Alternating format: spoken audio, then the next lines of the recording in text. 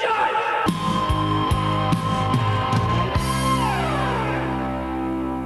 Hello and welcome to the Cinema Judge. To all my regulars out there, welcome back. I truly appreciate it. Now, if you're a first-time listener, let me briefly tell you what our show is about here. We at the Cinema Judge love movies. We're not here to yell at Hollywood, complain about actors, none of that stuff. Leave that to the professionals. This is like a movie oasis, a place where you could come and learn about one movie. I provide you the evidence, and you make up your own mind. That's what we're all about here, because any movie is somebody's favorite movie. We all walk different paths. Who am I to tell you not to see a movie, or even to see a movie? I'll let you know if I think you should, or that I liked it, but I'm not going to say do or don't, because there's so much noise out there. I just want a place where you can come here and just forget about the world for a while, because it gets so noisy out there. This is just a place for movies, to learn about movies. Because simply put, it's like this. We all want to spend our hard-earned money wisely, because we all want the same thing, an enjoyable movie experience. It's that simple. Now, approaching the bench today, we have Creed 3. And if you guys don't know, in a nutshell, Creed is the son of Apollo Creed from the original Rocky series. And it started off his story 1, 2, and 3 and watching his character develop. But what sets this movie apart from the other ones, Michael B. Jordan, who plays Adonis Creed, directs this film. And that is not an easy task. When you're in a film and you have to direct it, he does an incredible job. I gotta tip my cap off to this young guy. Or not, I shouldn't say young guy, but first time out really directing. You do a massive movie like this, I can't even imagine the amount of pressure he was under. But he handled it. He knows what he's doing. He's a great actor, and he's proving to be a great director. So just that alone is really fascinating. But let me tell you what the story is in a nutshell. Adonis has been thriving in both his personal and family life. But when a childhood friend and former boxing prodigy resurfaces, the face-off is more than just a fight. Because when they were kids, they ran a little foul of the law, and Creed was younger. So he kind of just got, he was a minor, so nothing really happened to him. But Damien, being older, was put into the whole system, and that altered the rest of his life forever. And now he's out, and his life is changing, and he goes back to that life to try to get it back. Here's the trailer for Creed 3. I spent the last 7 years of my life living out my wildest dreams. Bianca, Rocky, my dad. This was built on their shoulders.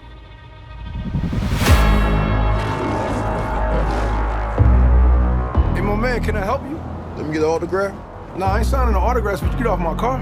You don't remember me, huh?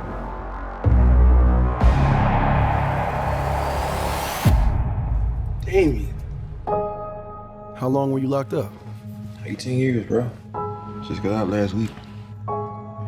Glad to have you back out, huh? I know I've been away a long time, but I kept myself in shape. I still got gas in the tank. Come by the gym. Thank you. Curious what happened with you two? I didn't tell you. We was like brothers. I was the best, though. But I never got a chance to prove that. That's cute.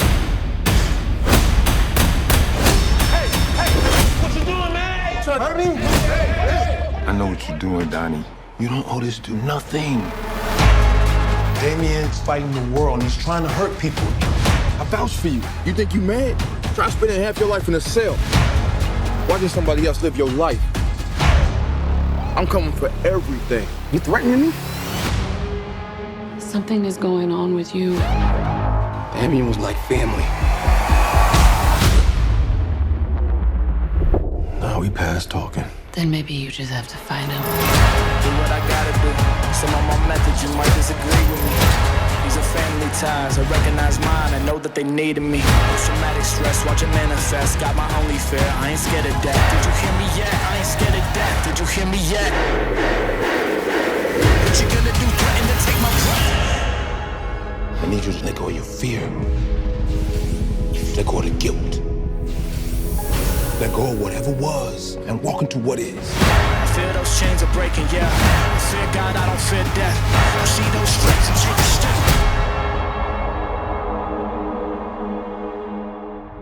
And like I said earlier, the guts it takes for Michael B. Jordan to take on such a monster role in directing and acting. Because now, if you're like me, movie junkie that I am, and I'm sure you are too, the countless boxing movies there's been, and the bar is set massively. So here you are taking on a project like this with such a legacy, following Rocky and now Creed, which is creating its own legacy. In my mind's eye, I'm freaking out. I'm just going, boop. But shows you his confidence in his abilities, that he knows he can handle this, and he does. Now, coming up next, we're going to hear from Michael B. Jordan, and he's going to talk about where the last movie left off and where we're at now.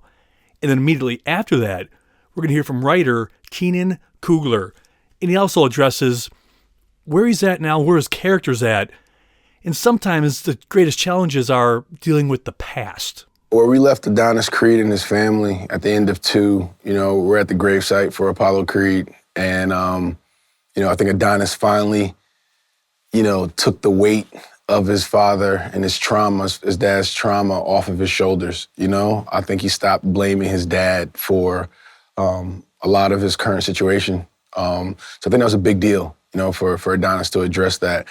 And, obviously with the birth of Amara, Bianca and Adonis having a child, and what the family in the future was going to look like moving forward. So Creed 3 picks up, I want to say 3 or 4 years in the future from the last story.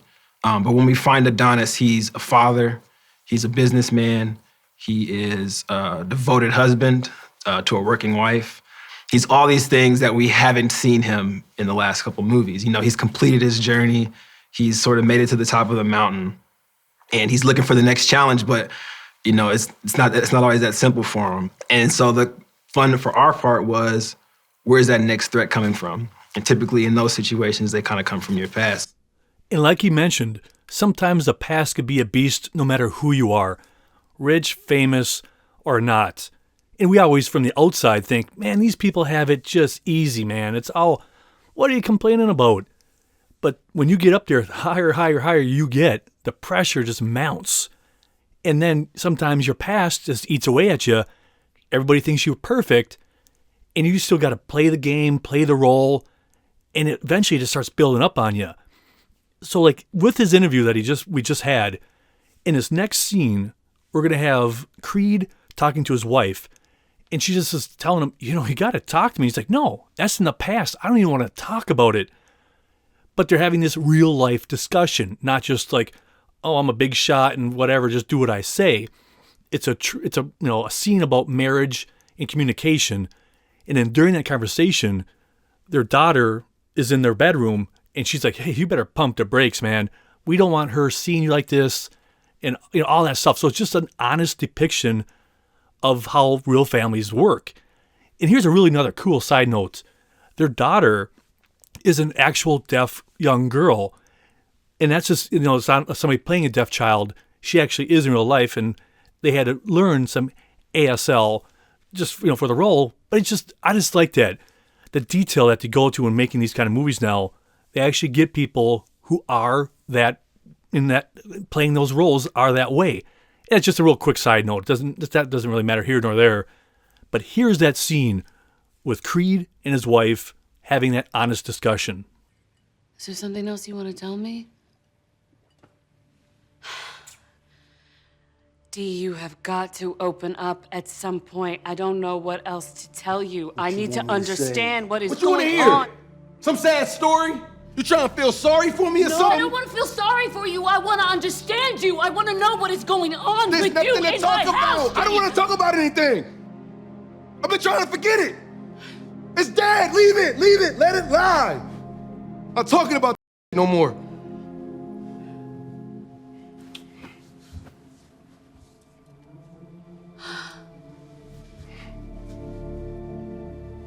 You figure out your D.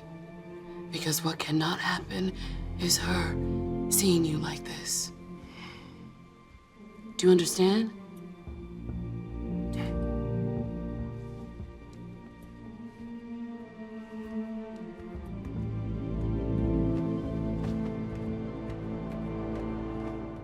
Now, as you heard, that's a pretty intense emotional scene.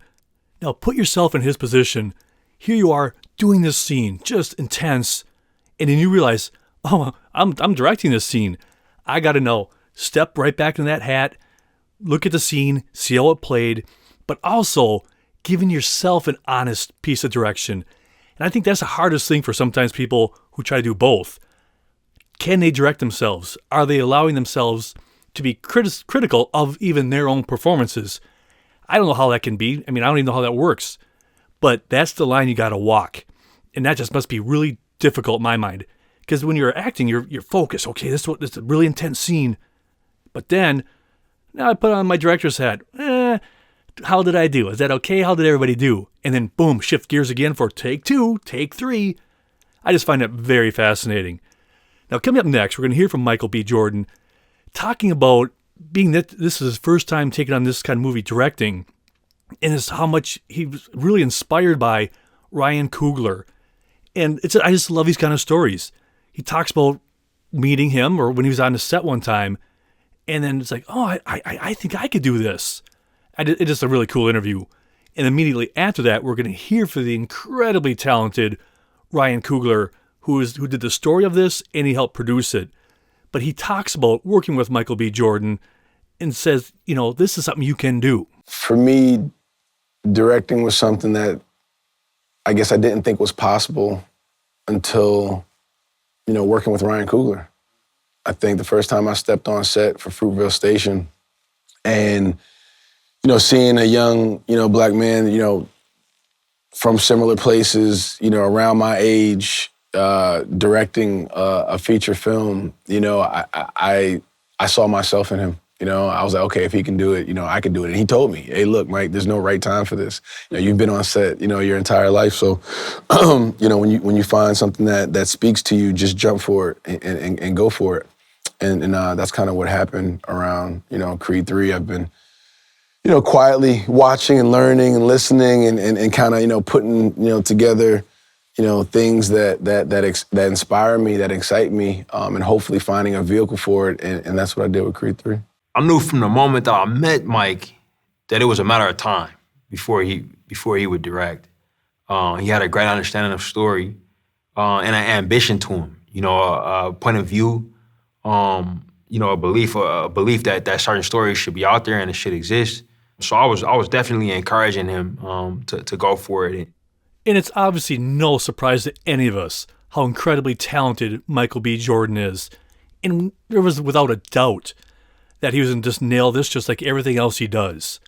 And in that vein, we're going to hear from co-writer Zach Balin just talking about when he first started talking to Michael B. Jordan about this, and talks about his interests from anime and just knowing film so well. It's just really cool to get in somebody's mind and hearing, wow, this guy really does dig movies. But that's what it takes if you're going to be in the business for this long and then also take on directing. And he talks about that. And then immediately after that, we're going to hear from Jonathan Majors, who plays Damien. Now you might ask yourself, what has he been in? Well, just recently, the latest Ant-Man, When We Rise, White Boy Rick, and the TV show Lovecraft Country. The man is just talented. Everybody involved in this film, it's like you can't lose. Like the old saying goes, it's an embarrassment of riches. And then we're going to go right into the Michael B. Jordan talking about who he spoke to before he took on this kind of directing for the first time. Other directors that inspired him and wanted to get their opinions. These are just some really cool interviews. Check it out. I met Michael B. Jordan early on in the development process of Creed 3. I knew he was obviously going to star, and it was really exciting that Michael was going to direct this one. And Michael had really ambitious goals from the beginning. I think that he's a huge anime fan. He's a real cinephile, and he really wanted to try and push the kind of story that you can tell within this franchise. Obviously, it's going to be a huge boxing movie. It's going to be really inspirational. But he also, from the beginning, was talking about trying to bring in these elements of like noir and thriller and a bit of anime into it that was going to make it feel really distinct in his own. So that was really exciting to try and figure out how far you could push the boundaries of what what a Creed movie was. As a director, I've not felt more taken care of as far as the world building, as far as the understanding of the music of the film, you know, what part I was playing.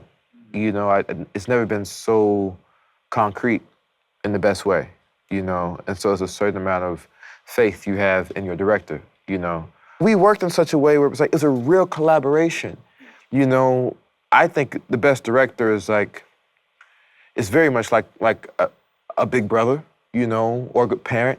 They literally just let you run and put things in the way or move things out of the way to allow you to be you, you know? And he just trusted so much, for whatever reason, that I was gonna do the job and I was the man for the job. And when you feel that trust, it makes you wanna put out, you know, more so than you would even for yourself, you know?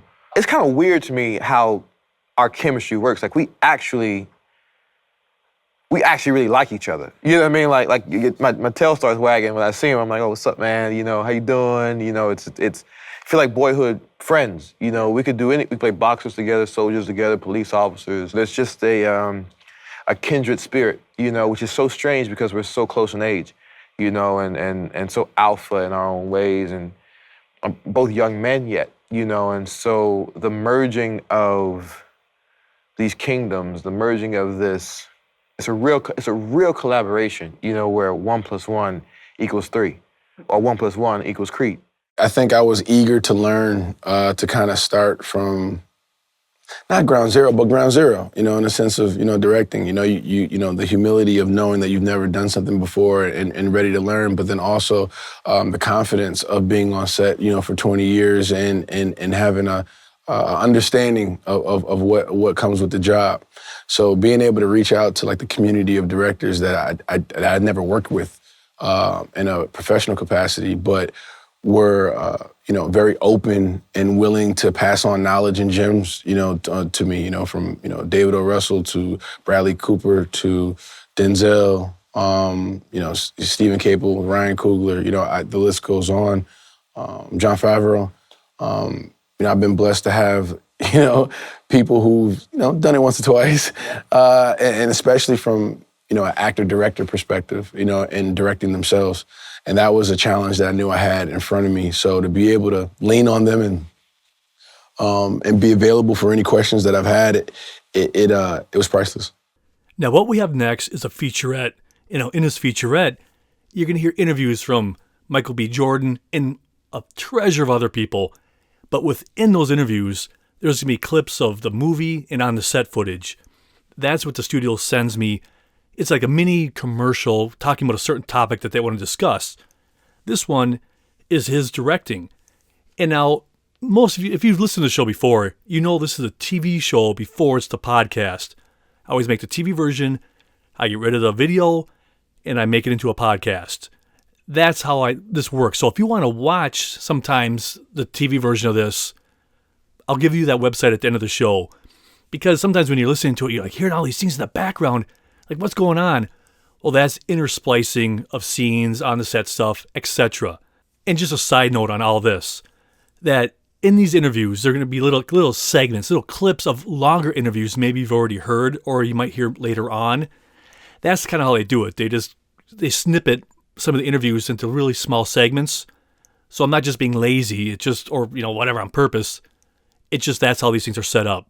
But at the end of the show, I'll give you the website in case you want to watch these little featurettes and interviews and scenes that we have. But here's that featurette talking about him directing. I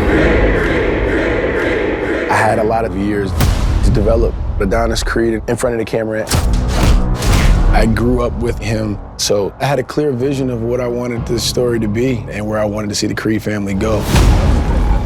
Action! Do what I gotta do. Some of my methods you might disagree with me. Mike has done such an incredible job directing this film. He has the spirit to bring a group of people together. Great job, bro. Nice job. I had an incredible community of directors who were very willing to pass on knowledge to me. You know, Denzel, Stephen Caple, Ryan Coogler, people who've, you know, done it once or twice. Mike made me feel really comfortable. The conversations that Mike and I were having were life-changing for me as an actor. It's a real collaboration, you know, where 1 + 1 = 3. There's just a kindred spirit. He's incredibly disciplined. Getting to see him approaching the work in an almost athletic way was just an honor to get to watch. I ain't scared of death. What you gonna do? Threaten to take my breath? Great guys, guys. Great guys. The fun part was finding ways to keep it intimate and true to character and story, but then also how do we take some real big creative swings and take it to the next level?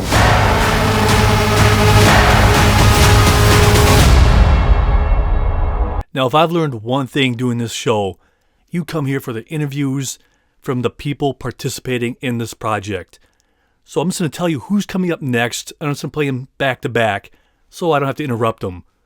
First, you're going to hear from Zach Balin, the writer, and then Ryan Coogler, the story and producer, and then Jonathan Majors, who plays Damien. And they're just going to talk a little bit more about the story and the characters. Let it roll. So the story of Creed 3 is we pick up with Adonis after he has decided to retire from boxing.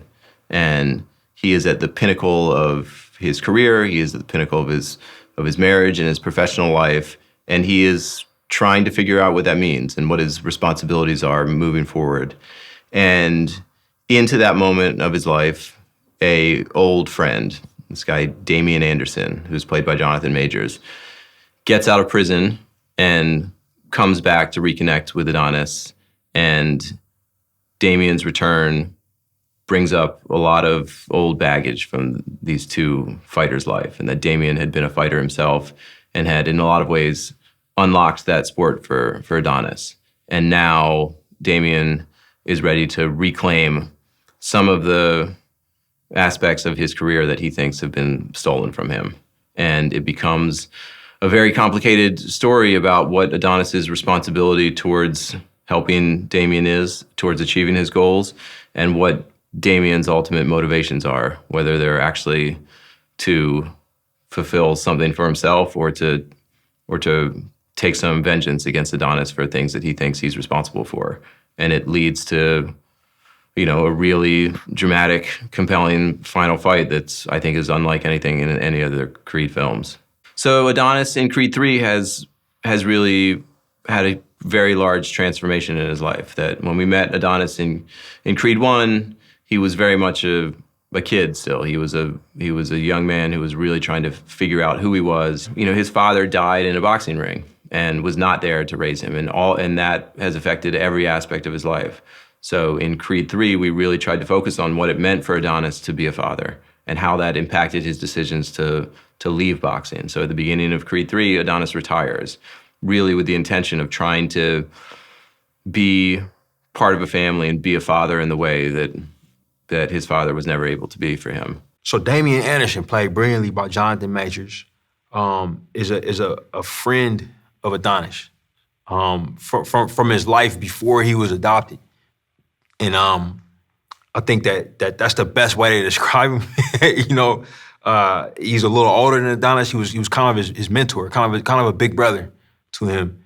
And something happened, and it caused him to go in different directions. So he's coming back, and he's very much a character who brings Adonis's past back with him, and represents a type of reckoning and reflection, that Adonis is kind of forced to go through. The internal growth, I think, is at its acme in this for Adonis. And so, as an actor approaching it, you look at the hero and what is the hero's journey and where is he going, And again, through conversation, we knew that this was going to be an intimate story about these two men, not this one guy coming across this man, but these two men and their own stories, their own legacies, their own dreams colliding and actually colliding. And so, yes, it is more intimate, but the saga of it is epic. It's Greek. What we're discussing. It's tribal. There's social and blood currency, within these two individuals. And so it is different in that way. And it is smaller in that way because it's something that we all deal with.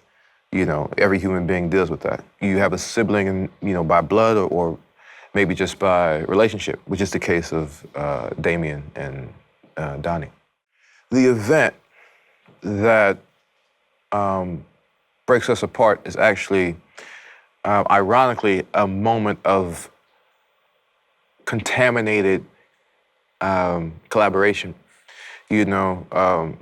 When people see the film, you'll see that this is actually two people really trying to love each other, and one overplays the hand. And because of the society they're in, because of the actions that they took, and because of their age difference, the elder, Damien, ends up having to deal with the penal system and goes to prison. But the event of it is essentially a big brother sticking up for a little brother. That is all that happens. That's what happens. A little brother gets in trouble, rightfully so. Big brother goes in and tries to clean it up. And in doing so, they both get busted. They both get in trouble.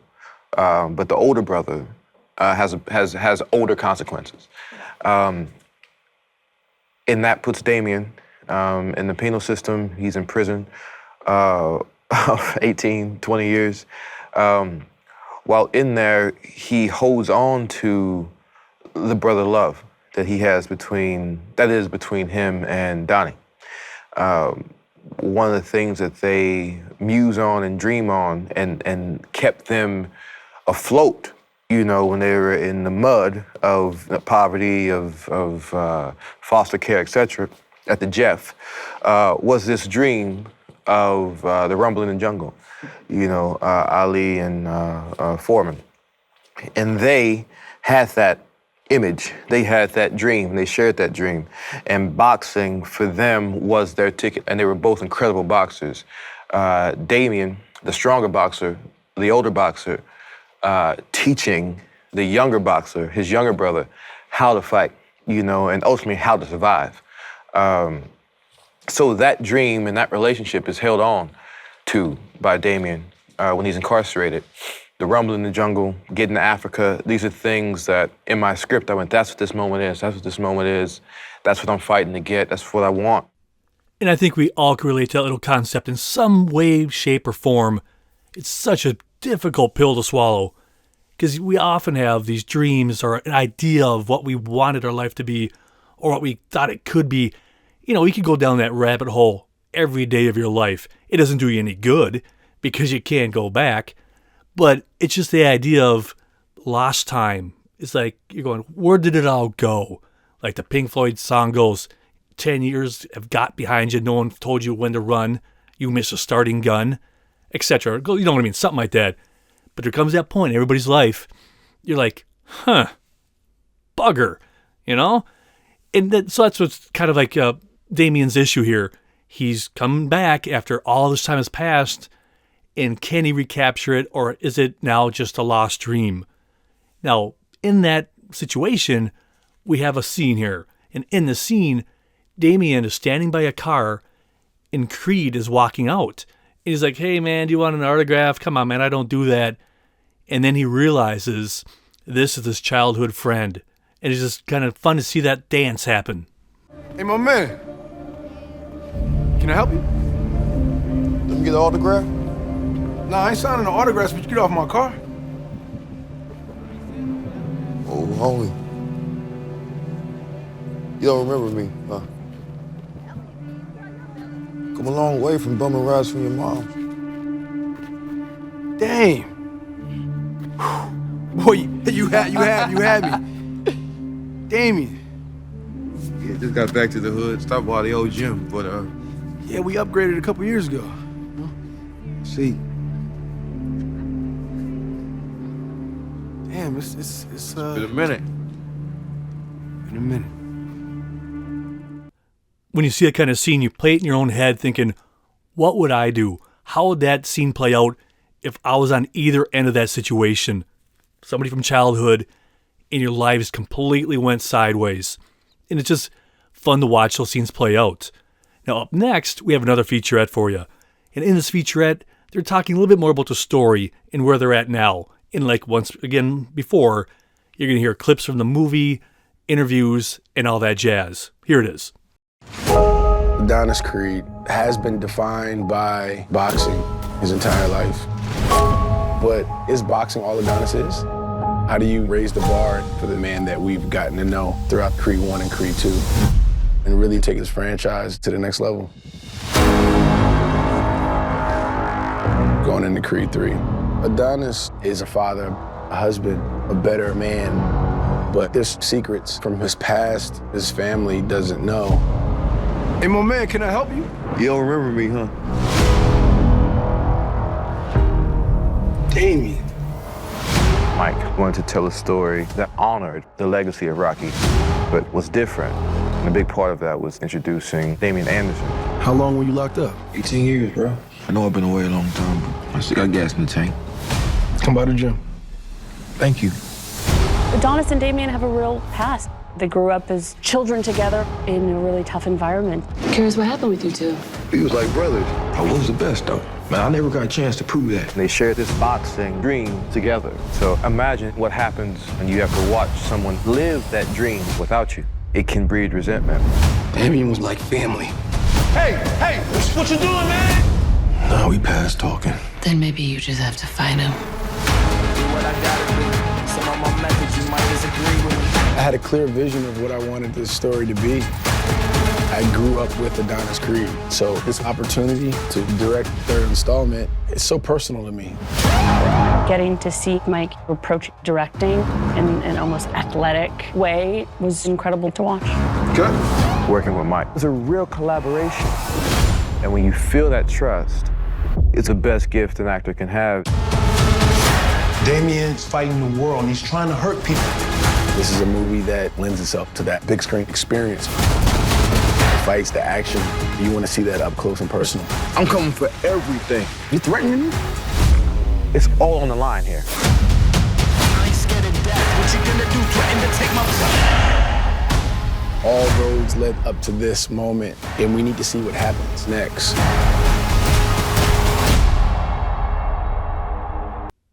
We're going to hear from the director, Michael B. Jordan, coming up next. And in his interview, he talks about what Damien represents in just that whole situation and that relationship. I think Damien Anderson, his character is a mixture of a few different things. I think, who knows you better than, the people that you grew up with, who thinks they know you, the most.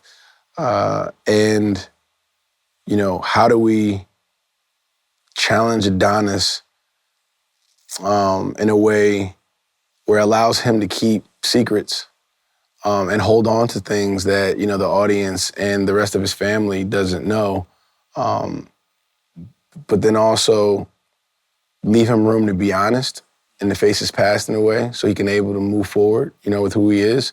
And I think Damien kind of represents a brotherhood that Adonis tried to run from, that he kind of outgrew in a way through trauma. And I think through that trauma, sometimes you get two versions of the story. I think Damien represents Adonis's guilt, his his past, but then also the thing that he has to address in order for him to be a full person, for him to be the man that he knows he can be, who he wants to be. So I think, Damien's crucial to Adonis's journey. Now, Damien, he's carrying a lot of ghosts with him and a lot of anger. Now, we have a scene for you next. Now, in this scene, Damien is in the gym sparring with somebody. They have their equipment on, all that stuff, and then they kind of get tangled up a little bit, and then he just kind of gives this guy a cheap shot, for lack of a better word, and everybody around's like, whoa, what are you doing? And it just shows you his frustration, his eagerness to say, I just want to win at any cost. Stay focused. Jabs. Give it to him. Work yourself out the clinch. Let's do it. Who's that? Hey. You keep it clean, huh? Yo, man. What you trying to do, hurt me? Walk it off, little man. You ain't built like that. Little man, who you calling little man? Who you calling little man? Mike, that's you. Mark, come. Mark. Get in there, get in there. No, get back in there. Let him go, let him go. Hey, what's going on down here? That was intentional. You handled this. I am. What are you talking? What happened? We doing my job? Hey, come here, man. Come on. Hey, use your head. Okay, use your head. Leave all that other mess outside. I told you who I won't be. Now, Jonathan Majors is up next, who plays Damien. In his interview, he talks about what separates his character in this film from being, quote, a villain compared to the other ones, and how that totally affects the movie and the storyline. And right after that, we're going to have another clip. And in this clip, we have Damien and Creed. They're outside on the beach. There's like a bonfire happening, and things get a tad bit heated in the conversation. The thing that separates Damien from, I think, the other canonical adversaries, one is that this script gives the opportunity for us to learn the villain and understand the villain. And in doing so, I had the gift of empathy, you know? And you have that primarily because of the relationship between Adonis and Damien, that these guys, from the beginning, when they're boys and when you see us as men, you know these guys have a brotherly love, you know, like, and it's deep. You know, it's that friend. But the thing that separates Dame from, I think, all the other guys would be that his beef is historical and emotional. But the battle for Damien continues. And it's not until he's in the locker room, because his battle is, he just had a few more adversaries, a few more ghosts to defeat. There's a acknowledgement of one's pain and history, and that shared history, and ultimately himself, you know. And he has to acknowledge who he is and what he's done. And his brother, Damien, his brother Adonis also has to acknowledge it. And in doing so, they heal each other. I brought you into my home, bruh. You met my family. I put money up for you. Put the gloves on your hands like you asked. That's enough, feel me? You put the gloves on my hands? Oh, homie. You must be punchy. Because if memory serves, you used to carry my gloves. Get you and get out the gym. Now, Keenan Coogler, screenwriter, is up next, and he's going to talk about some of the messages he hopes people get out of this film, and just discuss a little bit more about what's the point. And then right after that, we're going to have another scene for you.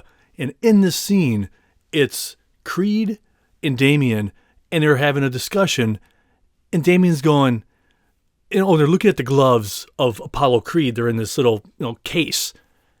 And he's like, hey, he was all about helping out the underdog. Why can't you? It's my hope that people see this film and it gives them the courage to go have some difficult conversations. And I think with this film, we were really adamant about, we wanted to add to the Creed legacy while also recontextualizing some of it. And I think that the biggest thing about this film is learning how to appreciate the life you've earned is a big theme for Adonis. But also accepting yourself is a big thing. And accepting yourself is a big step if you want other people to believe in you and have faith in you and connect with you. Accepting yourself is a big step in that process. I think that that's what this film is all about. They take your name, and they give you a number. That's how it started. I was the best, though. Yeah, you were. I was, bro. But I never got a chance to prove that. Look, all I'm saying, bro, if Apollo Creed could take a chance on some underdog, why can't you? Now, up next, we're going to hear from the amazing Ryan Coogler, and he's going to talk to us about what to expect from Michael B. Jordan from this film, not just as a director, but as an actor. And immediately after that, talking about that whole balance, we're going to have a scene. It's a very, intimate scene between Creed, his wife, and Damien. They're out on the beach, and Damien's talking to Creed's wife about how her life has changed and how it's pivoted, and how that sometimes you just have to flow with that and just accept things change. I think what we can look forward to from Mike in this film is a really soulful performance as an actor, and I think a really unique vision as a director. You know, some of his choices, specifically through the performances of his co-stars and through the visuals, you know, I think are just really brilliant, and I can't wait for folks to see it. Specifically, like on that big screen, you know, some of that IMAX photography is just gorgeous. So, Miss Producer, when's your next show? I don't really perform like that these days. Yeah, I took a break because I was having some issues with my hearing on stage. And now I'm trying to be careful and preserve what I got left. So I'm producing. Yeah. Not anytime soon. Still hard to get that part up, though. Right? Yeah, it's not the only thing I love, but it takes work. It does take work, and that's a fact. And I am so bad at that sometimes, I just fully admit. Because, you know, we always sometimes get stuck in that regretville, but it doesn't do you any good. You got to move on. But I know for a fact, a lot of times you can just sit there and go, man, woulda, coulda, shoulda. But doesn't help you anymore today. You got to keep working and moving on. Now, up next, we're going to hear from Jonathan Majors, and he's going to talk about seeing this on the big screen because they did shoot this with IMAX cameras. So he talks about that. And then right after that, we're going to hear from the director, Michael B. Jordan, also discussing that whole concept of shooting it, you know, with IMAX and just getting the nitty-gritty. And then we're going to get back to another interview where they're being interviewed side by side. And that's what's happening in that interview. The first two are separate, and then the last one is with them together in the same room. And they're just talking about the movie and the shooting and all that kind of stuff. There's no other way to see this one. You know, the size of it, the intimacy of it, the sound of it, the emotion of it, it has to be seen in the cinemas. I think it's so great. It was so great in its, in the beginning process of it that, you know, we're doing certain shots on IMAX cameras with certain machines that just have not been done in cinemas, that they've not been shot before, you know. It has to be seen there. For the full experience, for all the performance, for all the sweat, for all the tears, you have to see it in cinemas. And this is something you want to see with families. It's a family story. You know, Damien and Adonis are brothers, you know. Adonis and Bianca, you know, like they are a family. They have a child. They're building that. You know, it's something to see that will break your heart and bring us all together. We shot how many boxing fights? How many different ways? You know, how do you make this one different? How do you raise the bar and take it to the next level? Obviously, IMAX was one of those things. You know, shooting at IMAX, just giving everybody that experience to make them feel like they're in the ring. You know, physically and and audibly. And then I think, you know, going back to the character of really realizing who Adonis is, but then also taking the action and making the fights grand and, you know, leaning into the spectacle of the sport, of the pageantry of boxing. You know, yeah, so I think that was the fun part, was finding ways to keep it intimate and true to character and story, but then also how do we make this thing, you know, how do we take some real big creative swings and take it to the next level? First off, I hope they're entertained. You know, we make it for people to come in, and there is a level of escapism, you know, with this franchise, from my vantage point. I also would like them to, you know, it's always interesting, you know, take what you take from it, you know what I mean? But I can tell you what's in there. There's motivation in there, there's inspiration in there, there's a examination of a real friendship and a real brotherhood, you know, from multiple angles. As athletes, that's something we don't really talk about. How athletes actually get on, you know, about between athletes, between men, between human beings, between black men. It's all there.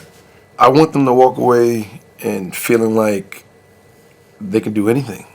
no matter, your background, no matter what you've been through, no matter how hard, life has been, that you can, overcome hardship and obstacles. And if you focus hard enough and you sometimes, the right decision is not the easy decision. You can make those hard decisions, that you can come out on top. Huh? What do you think of them apples? Well, I hope you enjoyed our in-depth look at Creed 3. Now, if you guys have any questions, comments, concerns, any way to improve the show, please feel free to email me, cinemajudge@hotmail.com, or visit me on any of the other platforms. You might be listening on YouTube. You might be listening to it on whatever site or location you go to for podcasts. Because I can't grow if I don't know. If you go on Instagram, it's The Cinema Judge. And most other ones, just Cinema Judge. Because like I said, I want to grow. I want to do better. If I don't do good, you won't come back. And maybe you won't share. But the more you share, hey, the more the merrier. I would love your feedback. But now it's one of my favorite parts to the show. It's me thanking you who took time out of your busy life to listen to the last episode. Because I love hearing about how you listen to the show. Whether you're driving to work, sitting at home, whatever you're doing. I love it. Because you might be listening to this the next day, 2 weeks from now, 2 years from now. And it just makes me so thrilled when I see somebody, hey, they listen to it, and it makes me totally giddy. Yeah, and I do a happy dance in my chair. Believe it or not, I'm like, yes! Somebody took time out of their busy life to listen. So, wherever, whenever, or whatever you're doing, this is for you. To everybody all around the world, and I had so many different places that listened to the last episode, it's just so thrilling. From the United States, Portugal, Vietnam, Poland, United Kingdom, and Philippines, just to name a few. From Minneapolis, Minnesota. And then Vila Real, Vila Real, Brighton, Mass, St. Paul, Minnesota, Seattle, Washington, Cleveland, Ohio, Trenton, New Jersey, Fargo, North Dakota, Littleton, Colorado, Long Beach, New York, Beaverton, Oregon, Morrisville, Pennsylvania, Lexington, Kentucky, Pennsylvania, Conshohocken, Pennsylvania. Sorry about that, Pennsylvania. Ho Chi Minh City, Holyoke, Mass. Is that Sequim, Washington? Thanks so much, Washington. Stevenson's Ranch, California. And this one, there's no way I could pronounce that one. But then Blackshear, Georgia, West Valley City, Utah, and Bangu City, Providence of something. I totally apologize for that, guys. And that's just to name a few. But to you guys, taking time out of your life to listen to this show, I am so indebted to you. So don't think when I just listed those off like in a blur, it doesn't mean anything to me. Because I'm like, wow, I don't know anybody who lives in this place or that place or anything. So it's just somebody out there who likes movies. So to you, I'm just like, thank you. I'm so grateful. But now, if you listen to the show, you know what time it is now. It's the Bourbon Shout Out. This week, it's a double shot. First of all, Lachelle, thank you so much for listening. I love talking to you about movies, and I really appreciate you taking time to listen to the show. And then, a really big bourbon shout out goes out to Amari. I'm so grateful for you for listening to the show, going down the rabbit hole of listening to other shows just on a whim. I am so grateful to you, Amari. It really makes me so happy. So, to both of you, cheers. But now, it's the music section. Like I tell you before, when I'm making a TV version of this, I'm not talking on it. I'm not on the show at all. It's just me editing. So when I'm doing that, I'm just laying down tunes. Just doing air guitar, air piano, whatever. It's my happy place. Music, movies, music. It's what more could I possibly want? It's the perfect place.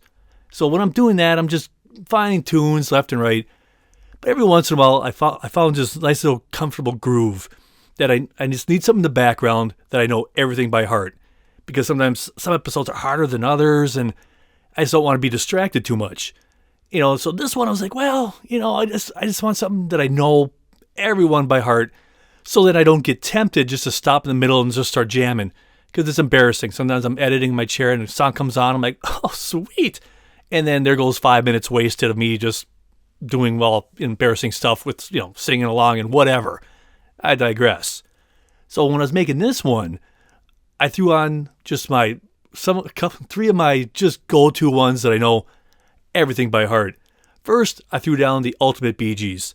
That's like a double CD type thing, just loaded with classics.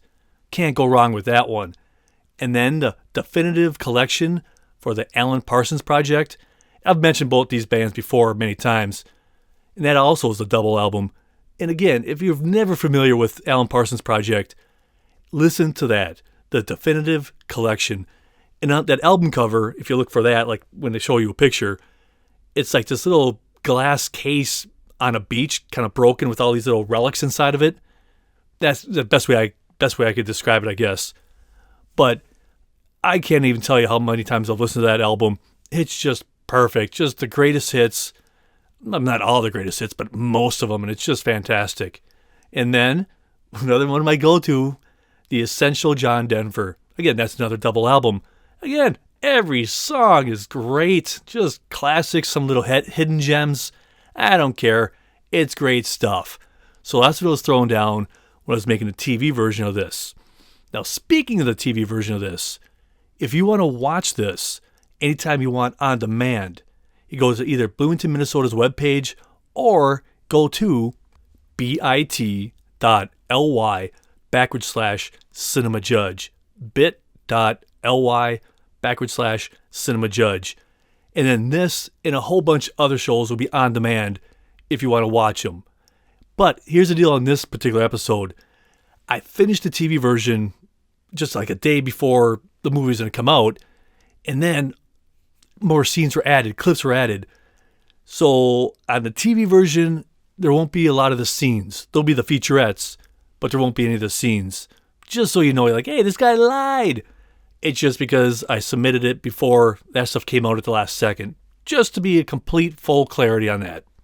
Now, speaking of clarity, as you all know, sometimes I just watch movies during the week. I just pick movies randomly, and I'm a sucker for a good sappy show. I don't know why. It's my wheelhouse. And this week on Prime Video, I came across one called Bite Me, and it was just one of those cute movies I just had to watch. So that falls under guilty pleasures, because we all know we watch sometimes these movies. You're like, oh my goodness, what was I doing?